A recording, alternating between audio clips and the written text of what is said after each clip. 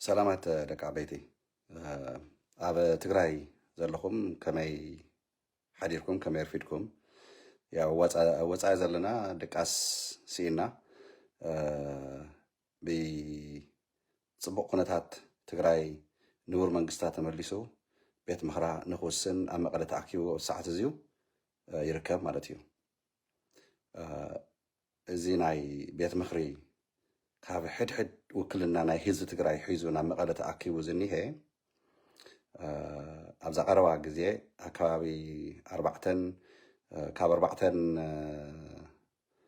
ፈረቓን ኣከባቢ ጀሚሩ እስካብ ድሓንቲ ሰዓቱ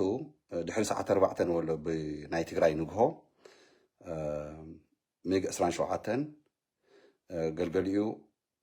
ሓደ ግዜ ሰሚዕና ዝበሉ ኣለዉ፣ ክልተ ግዜ ሰሚዕና ዝበሉ ኣለዉ፣ ሰለስተ ግዜ እውን ዝበሉ ኣለዉ። ዝሮ ግን እቲ ነጥቢ እንታይ እዩ ናይቲ ሰዓት ጉዳይ ኣይኮነን። እቲ ቀንዲ ክንፈልጦ ዘለና ሓደ ሓደኹም ኮመንት ሒዚ ፖስት ዝገበርኮ ንሪኦኩም ኣለኹ፣ ፀገም የብሉን ተጋሩ ኩልኩም ተጋሩ እንተኮይንኩም ፈተውቲ ህዝቢ ትግራይ እንተኮይንኩም እቲ ቀንዲ እንታይ እዩ እቲ ነጥቢ ብልፅግና ኦሮሞ ስርዓት ብልፅግና ሒዚ እውን ህዝቢ ትግራይ ኣብ ራዕዲ ንምእታው ዝገብሮ ዘሎ ታክቲክ እዩ። ዝኾነት ነገር ቆምብላ ኣብ መቐለ ተደብርያ ዝኾነ ትካል ክደፍዎም ህዝቢ ትግራይ ዝኾነ ትካል እንተዕንያ ዝኾነ ነገር እንተገይራ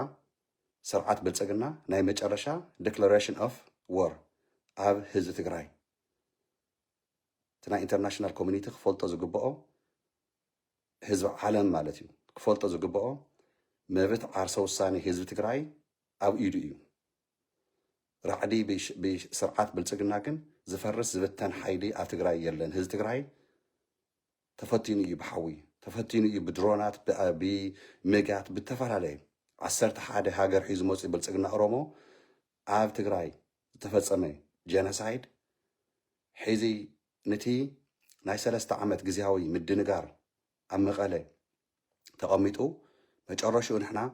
ህዝብና ማለት እዩ ህዝቢ ትግራይ ውድብና ሕወሓት ሰራዊት ትግራይ ይኣክለና ድሕሪ ሒዚ ብግዝያዊ ምድንጋራት ትግራይ ኣይትምርሕን መዓልቲ ተውቂዑ እዩ ውዕል ቪቶርያ ፈሪሱ እዩ ዘፍረሶ ብልፅግና ኦሮሞ እዩ። ስርዓት ብልፅግና ኣብ 4 ኪሎ ዝኒሄ እዩ ኣፍሪስዎ። ንዝፈረሰ ስርዓት ንሕና መፍረስቲ ስርዓት ኣይኮናን ሕግና ሕጊ ይዳንየና ተባሂሉ ህዝቢ ትግራይ ተማያይጡ ኣብ ዓውዱ ዝዛተ ዘሎ ህዝቢ ራዕዲ ንክፍጠር ብሚግ 27 መቐለ ሰባት የሸማቀቀሎም ብልፅግና ስርዓት ኣብዙዩ ትሳተፉ ዘለኹም ኣካላት ኣብዝዩ ራዕዲ ትፈጥሩ ዘለኹም ህዝቢ ትግራይ ሓንቲ ነገር ተተፈጢራ ኣብ ትግራይ ኣብዛ ሰዓት እዚኣ ቁፅሪ 1 ተጠያቂ ብልፅግና ኦሮሞ እዩ። ኣብይ ኣሕመድ ምስ ኣብይ ኣሕመድ ዘለዉ ኮራኮር ኣብ ኣዲስ ኣበባ ዝኔው ተጋሩ ማዕረ ተሓተትነት ከም እትኾኑ ሕድሕድ ሰራዊት ትግራይ ህዝቢ ትግራይ ውድብና ሕወሓት ክፈልጦ ይግባእ። ወሲኸ ኣብ ትግራይ ዘለኹም ባንዳታት ኣብ ትግራይ ዘለኹም ኮራኮር ናይ ብልፅግና ስርዓት ትኽተሉ ናይ ብልፅግና ቅርሺ ተቐቢልኩም ምሽጥር ናይ ትግራይ እናሓለፍኩም ንፀላእቲ ትህቡ መዓልትኩም ኣኼዳ ከም ዝኾነት ፈሊጥኩም ኢኹም። ሒዚ ጨኒቃትኩም ትማሊ ድሮን ሎማዓንቲ ከዓ ምግ ብልፅግና ከዝውር ትምክሩ ዘለኹም ኣየኹም። ንሕና ከም ዳያስፖራ ትግራይ ሒዚ እውን ኣብ ጎንኩም ኣለና። እቲ መሪሕነትና ሰራዊትና ውድብና ምስ ህዝቢ ትግራይ ኮይኑ ከም ዝዕወት ኣይንጠራጠርን። መስዋእቲ ከጋጥም ይኽእል እዩ። ፀላእትና ራዕዲ ክፈጥሩ ህዝብና ከጭበርብሩ ከዳናግሩ ህዝብና ክፈርሕ ክንብርከኽ ይምክሩ ኣለዉ። ንዙይ ክካየድ ዝገብሩ ዘለዉ ከዓ ልኡኻት ናይ ብልፅግና ናይ ባዕልና ሰባት ኣይቀረ እዩ። እዞም ሰባት እዚኣቶም በተለይ ኣብ ትግራይ ዝኒአው ማለት እዩ። ኣብ ሰዓት እዚዩ እዛ ናይ ሒዚ ቤት ምክሪ ዝውዳእ ዘሎ ዘፅድቃ ነቲ መንግስቲ እተመረፀ ናይ ትግራይ ምስ ወድአ ስርዓት ናይ ትግራይ ናብ ቦቱ ክምለስ እዩ። ጀነራል ታደሰ ወረደ እቲ ጅግንነት ክሒዙ እውን ክቅፅል እንተኮይኑ ሒዙ እዩ እቲ ግዜ ብሰላማዊ መገዲ ምስ ህዝበይ ኮይነ ክቃለስ እየን ዓደይ ኢልካ መግለፂ ትወዱ ሒዙ እዩ እቲ ግዜ ንብልፅግና ኦሮሞ ስርዓት ሓዝ ድሮን ካን ሚካን ናመፃን ህዝበይ ሽበራን ራዕድን ኣይትፍጠር ኢልካ ከም ሓደ 50 ዓመት ተቃዲሰላ እየ ተጋዳላ እየ ዝበልካና ጀነራል እየ ዝበልካና ሓቲትናካ ይንፈልጥን እዎ ተቃዲስካ ጅግና ኢልናካ ትጅግንነት ግን ሒዚ ናብ ሓተላ ተቀይሮ ኣለካ ቶም ትማሊ ትግራይ ትስዕር ናበሩ ተሰውኡ ናቶም መስዋዕቲ ግን ንሕና ክሕትል ኣይንፈቅደልካን ናብ ሓተላ ክቅየር ንሕና ስዑልና ይንሪአካን ህዝቢ ትግራይ ካዚ ዝብለካ ዘሎ ዳያስፖራ ትግራይ ይኹን ህዝቢ ትግራይ ይኹን ንሕና ድቃሲ ኢና ዘለና ትሪእዎ ኣለኹም ዓይነትን ሓቢጡ ድምፂ ህዝቢ ንምዃን እዩ ህዝቢ ትግራይ እዝዩ ንክሰምዕ ንክፈልጦ ዓለም ሙሉእ ዘሎ ናብ ራዕዲ ክትኣቱ ዘይኮንካስ ክትጥንክር ናብ ሓደ ዘምፀና እዚ እዩ ሓድነት ትግራይ ፀላእትና ከጥፍኡና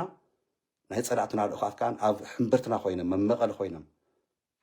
ዝሕብሩ ዘለው ዝሕግዙ ዘለው ቁፅሪ ሓደ መጀመርታ ኣብ ቀይዲ ክኣትዉ ዝግብኦም ብሕጊ ናይ ትግራይ ክጥየቁ ዝግብኦም እቶም ኣብ መቐለ ኮይኖም እቶም ኣብ ትግራይ ኮይኖም ዘተሓባብሩ ዘለው ኣካላት እዮም ስለዚ ኣዮና ሰራዊትና ኣዮና ህዝቢ ትግራይ ኣዮና ውድብና ሕወሓት ክንወፅኦ ኢና ሓቢርና ዝቃልሲ እዩ ናይ መጨረሻ ከብቅዕ እዩ ህዝብና ኣብ ዓዱ ብሰላም ክነብር እዩ አንዳማትና ኣይንደልን ናትና ከኣን መብትና እዩ ኣብ ዓድና ብሰላም ክንነብር ዕረፍቲ ሃውና ህዝብና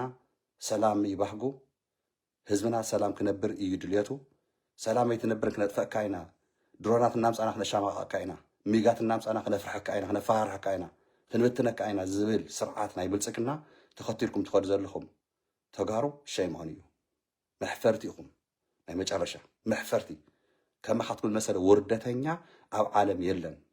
አንቱም ካሕዳማት ንህዝብኩም ትክሕዱ ዘለኹም ተጋሩ ናይ መጨረሻ ቶም ፀላእትናማ ፀላእትና እዮም ንሶም ከጥፎና እዮም ንስኹም ግን ንኸውድኹም ክትብሉ ንውልቀ ረብሓ ክትብሉ ኣብ ህዝቢ ትግራይ